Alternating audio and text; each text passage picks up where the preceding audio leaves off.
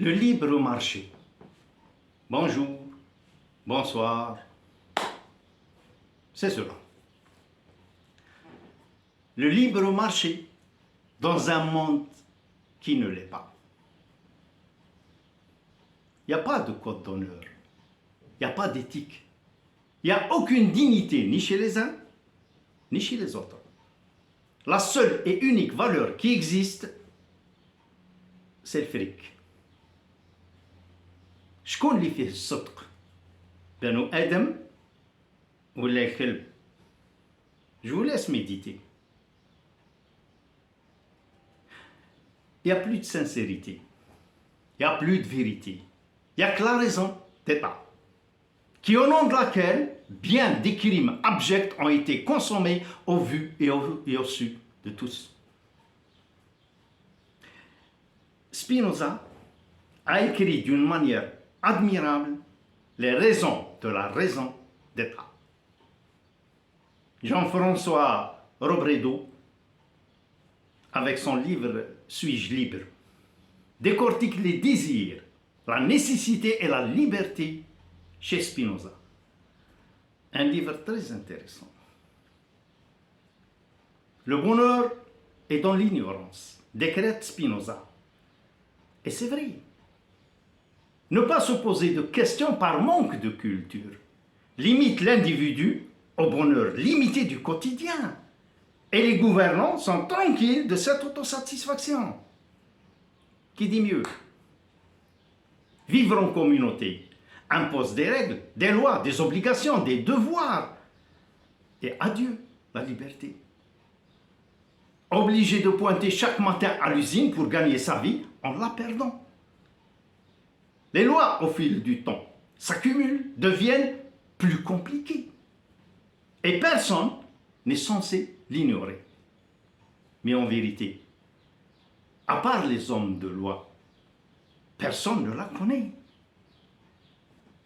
Il y a des lois pour respirer, d'autres pour regarder, encore pour marcher, comment marcher, où marcher. Des lois pour chanter, où chanter, comment chanter, quand chanter. Et surtout, quoi chanter? Tu chantes faux, on te pend avec un fil de fer sur la place Carnot. Je fais allusion à Limachi. Quand les lois s'étalent, les libertés des individus rétrécissent, toujours de plus en plus, comme la peau de chagrin de Balzac. Ces libertés qui rétrécissent, c'est dû à quoi, au juste? Pensez-le, mais ne le dites surtout pas. Vous avez certainement vu le film Sans bruit, c'est le titre, avec Emily Blunt et Cillian Murphy. Dans ce film, tu fais du bruit, tu es mort. Et c'est quand tu fais du bruit, tu réveilles le bourgeois et il renvoie la troupe. Vous savez, le foisonnement des lois, des règles, des obligations, vous laisse juste assez pour que vous ayez peur de perdre le peu qui reste.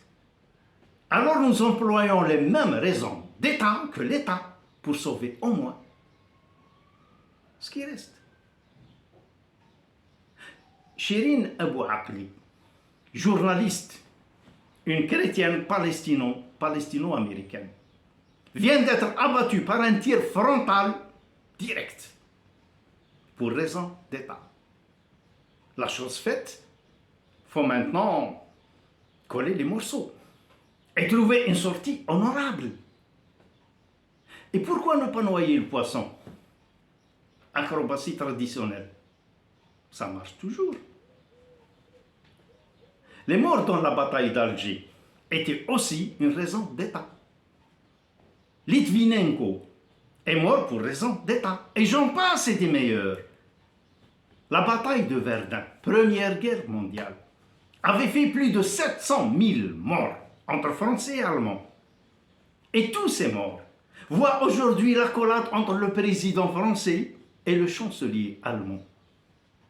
Que peuvent penser tous ces morts du rôle de dupes dont ils ont été les sujets?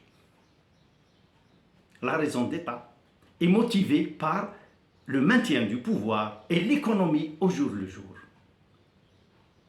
Aujourd'hui, c'est noir et c'est autorisé, même fortement conseillé. Demain, c'est blanc, selon les fluctuations. À toi de faire l'acrobate. Aujourd'hui, le marché est libre. Demain, apporte son lot de misère. À toi de jongler. Tout ceci pour dire finalement que la liberté n'est qu'un concept, pas plus.